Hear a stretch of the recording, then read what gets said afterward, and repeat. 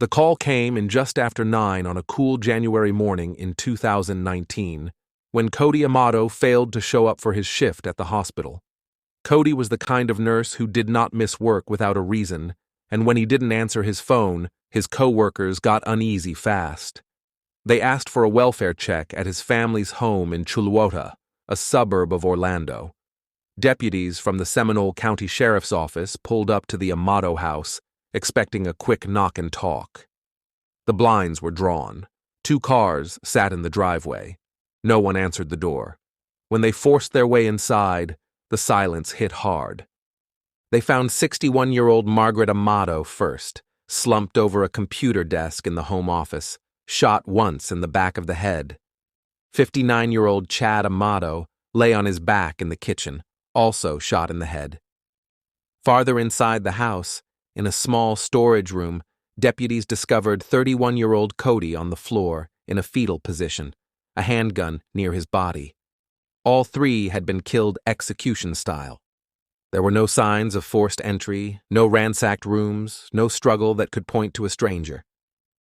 Within hours, detectives focused on the one person who should have been there and wasn't. 29-year-old Grant Tiernan Amato, the couple's youngest son.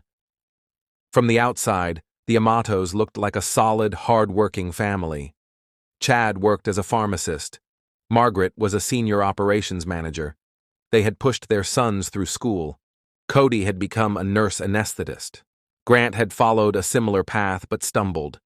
In 2018, he was fired from his nursing job at Advent Health Orlando after being accused of stealing the sedative propofol and improperly administering medications. He was arrested on a grand theft charge.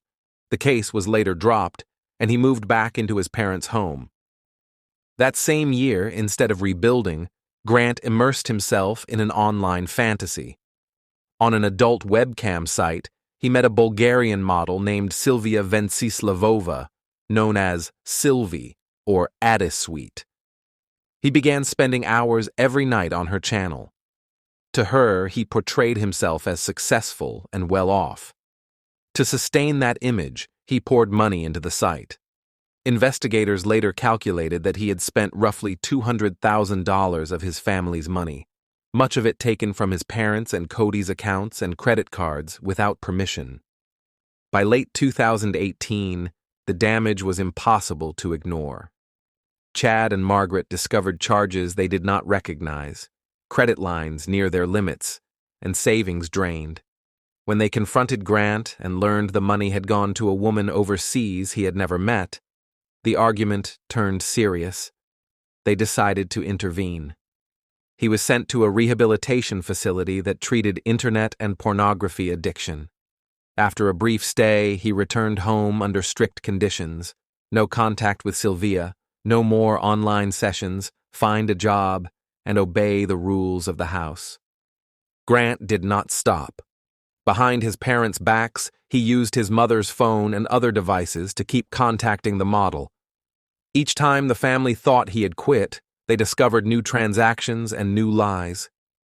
Trust in the house eroded.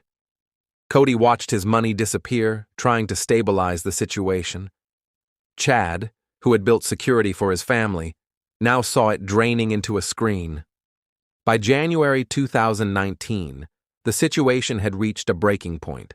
According to later testimony, Chad confronted Grant again and gave him a final ultimatum.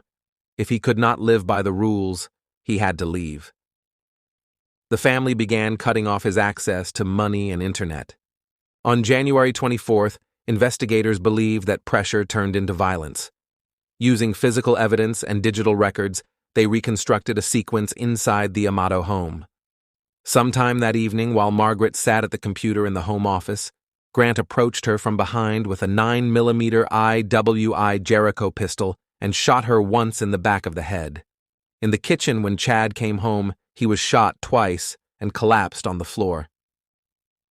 After killing his parents, Grant used his father's phone to send a message to Cody, who had been staying elsewhere, drawing him back to the house. When Cody walked in, still in his scrubs from a nursing shift, he stepped into a home that was already a crime scene. Somewhere inside, His younger brother waited with the same gun. Cody was shot in the head and fell into the cramped storage room off the hallway. Later, detectives found him lying curled on the floor, the handgun nearby.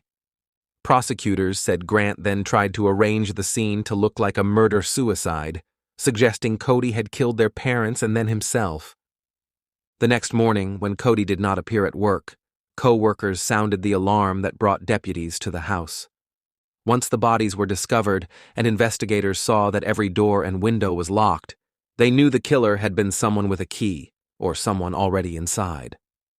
With Grant missing, a notice went out to locate his car, a 1996 Honda Accord. By January 26th, deputies tracked him to a DoubleTree hotel in Orange County. He was alone. Detectives brought him in for questioning. Over hours in the interview room, they pressed him about where he had been and what he knew. He insisted he had left after an argument and had nothing to do with the murders.